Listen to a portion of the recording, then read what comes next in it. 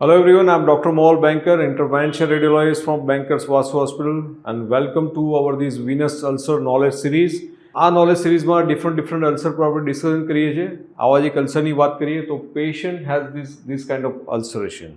આ અલ્સરેશન એ વેરિકોઝ વેન્સનો પેશન્ટને છે, પણ જોડે જોડે લિમ્ફેટિક કીડીમાં છે. તમે જ્યારે હાથીપગવ કે જેને આપણે ગુજરાતીમાં હાથીપગવ કહીએ પણ મેડિકલ લેંગ્વેજમાં લિમ્ફેટિક કીડીમાં કહીએ, એની ક્લાસિકલ સાઇન છે કે આ આખો પગ સ્વેલ થતો હોય અને ટોસ છે એ કમ્પેરિઝનમાં આના કરતાં ઓછી આપણે સ્વેલિંગ આવ્યું હોય. So this is very common presentation of this lymphatic કીડીમાં.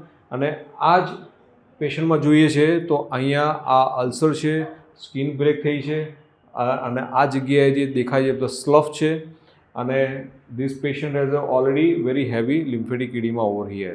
સો આ પેશન્ટનું જ્યારે અમે પ્લાનિંગ કરતા હોઈએ સૌથી most important thing we have to do very good debridement of this સ્લફ.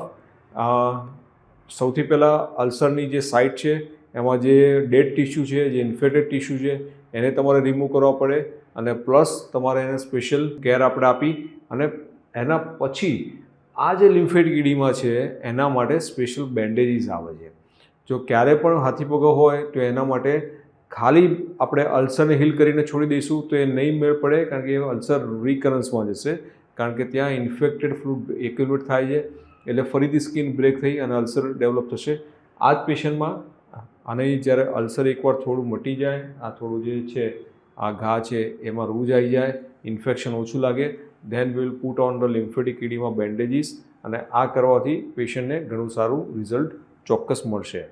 So hope you understand this topic very well કે જ્યારે પણ વિનસ અલ્સર હોય પ્લસ લિમ્ફેટિક કમ્પાઉન્ડ ભેગો હોય તો એ બંને કમ્પોનન્ટને સાયમલ્ટેનિયસલી જ્યારે આપણે ટાર્ગેટ કરી અને ટ્રીટમેન્ટ કરીએ છીએ તો જ એમાં ડિઝાયર રિઝલ્ટ, ટાર્ગેટેડ રિઝલ્ટ આપણને મળતું હોય છે.